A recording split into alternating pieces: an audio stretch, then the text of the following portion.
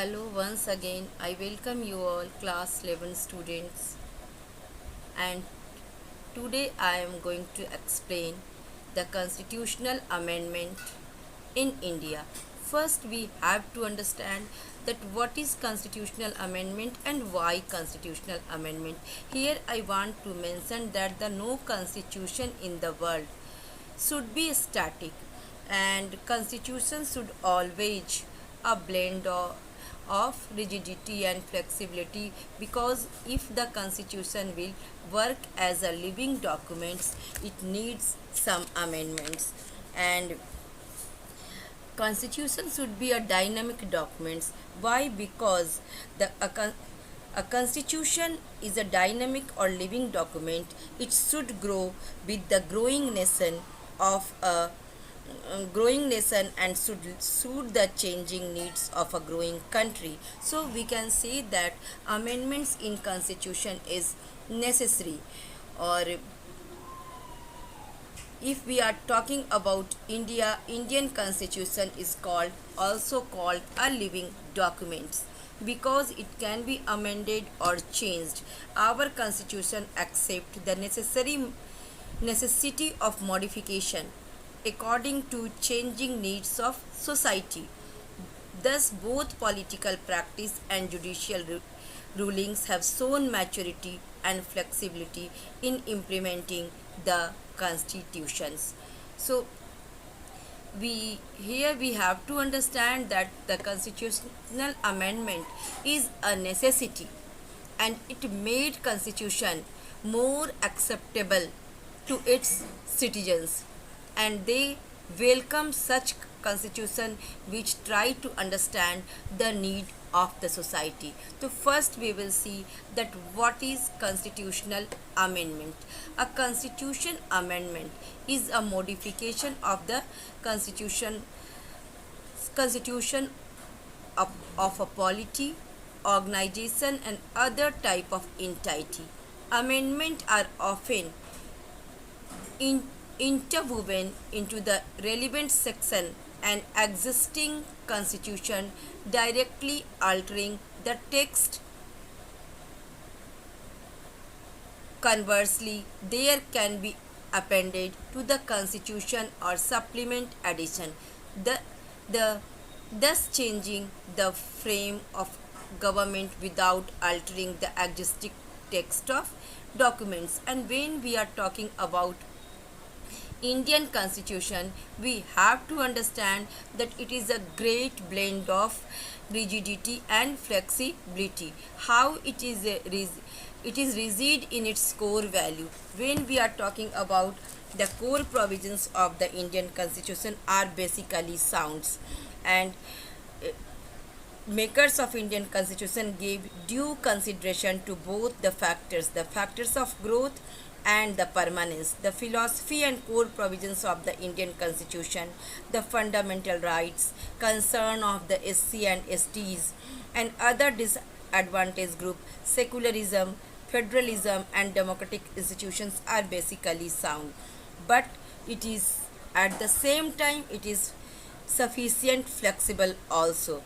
So the constitution thou rigid had sufficient flexibility to amended when difficulties arose in achieving the objectives of the socio-economic transformation, that is ending illiteracy and inequality of opportunity. So by this way, and many judicial verdicts and political maturity shows that constitution needs some amendments. So now I will explain the different mode of amendment in the Indian constitutions.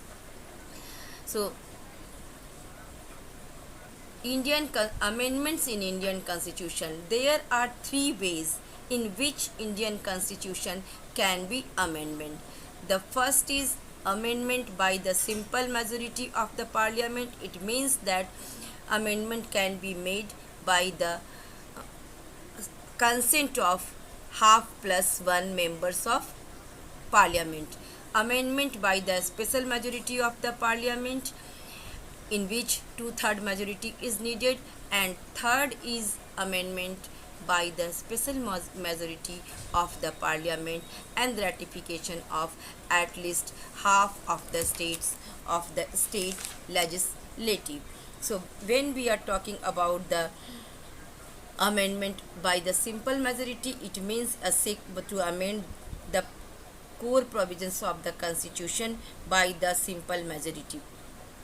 And amendment by the special majority, it means two-thirds members should be give it in the favor of amendment their consent in both the houses. And when we are talking about amendment by the special majority of the parliament and ratification of at least half of the state legislature, it means that 50% state should be give in the favor of the amendment, give their consent in the favor of amendment. Now I am explaining one by one all these three types of amendment. So amendment by the simple majority, which provisions of the constitution can be amended by the simple majority. So number of provisions in the constitution can be amended by the simple majority of the two houses of the parliament outside the scope of Article 368 of these provisions include. It means that such provisions does not need constitutional amendment under Article 368. So those some of the example, that admission on establishment of new state, when central government seek formation of any new states, then evolution or creation of legislative council of states, allowances, privileges, and so on, the president, the governors, the speaker, जजेज etc. इनके allowances वगैरह में कोई भी जो changes करने होंगे तो इसमें सिंपल मेजोरिटी से it can be passed. Then salaries and allowances of the members of parliament, it's also need only simple majority. By simple majority they can pass the increase or changes in their salaries and their privilege. Citizenship acquisition and termination, election to the parliament and the state legislature, it means the declaration of election in the state or parliament, and delimitations of the constituencies, it means if they wants to changes in the any constituencies area of the all these matters can be passed by the simple majority. Then I will explain the second way of amendment, that is the amendment by the special majority of the parliament. Amendment by the special majority of parliament mean that the majority of the provisions in the constitution need to be amended by the special majority of the parliament. That is the majority, it means more than 50% of the total membership of each house. It means both the houses, each house present, and the voting the expression of total membership means that the total members of the members comprising that houses, irrespective of the fact that there are vacancies for absent, comparatively more rigid than the which describes amendment by the simple majority. It means this is the difficult method of amendment, and by this methods the main provisions, core provisions of the constitution can be amended. Then many articles of the constitution, including those that deal with the fundamental rights chapter and the directive principles of state policy, can be amended by the in this manners.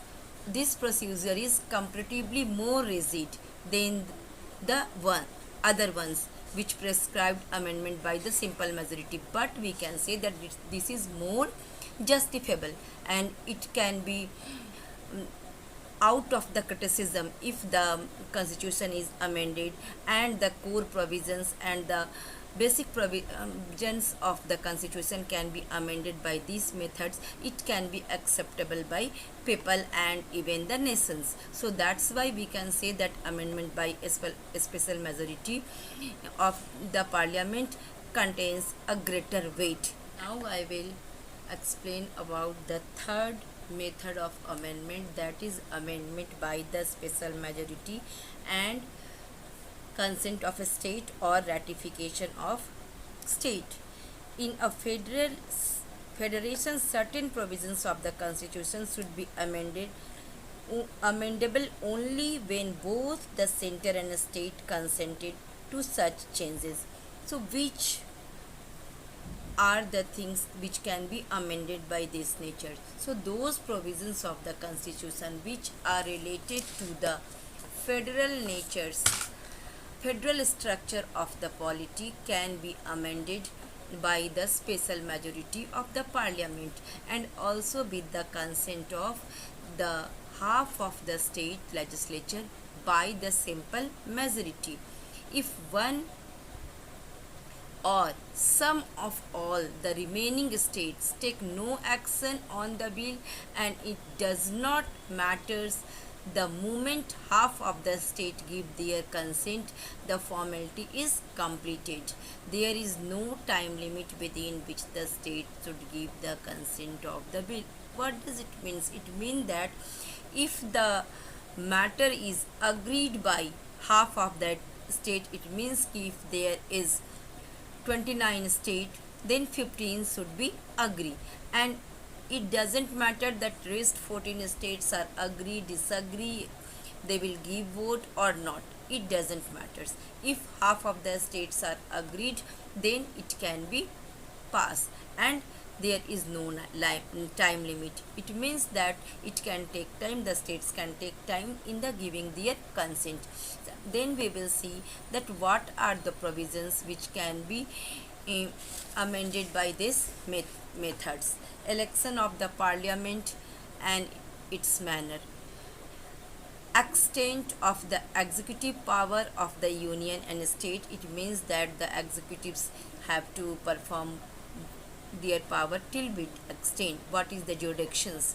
Supreme courts and high courts. The matter of the Supreme Court and high courts. Distribution of legislative power between the union and state. It means that the division of power under the different list.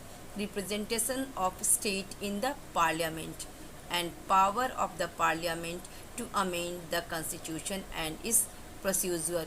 It means that article 368, if there have any changes in this article, that also needs the amendment by the special majority of the parliament and the consent of states. So by this way we can see that these three methods of the amendment of constitution is considered by our parliament and to make the amendment more acceptable by the citizens and the government. By this way they try to make our constitution more acceptable and more friendly for the nation. So by this way the constitutional amendment process fulfilled, and till now we have 104 amendments in our constitution, and successfully the government of India is working and doing it. So that's all for today. Thank you for watching me. In next video I will come in front of you with the next topic. Thank you.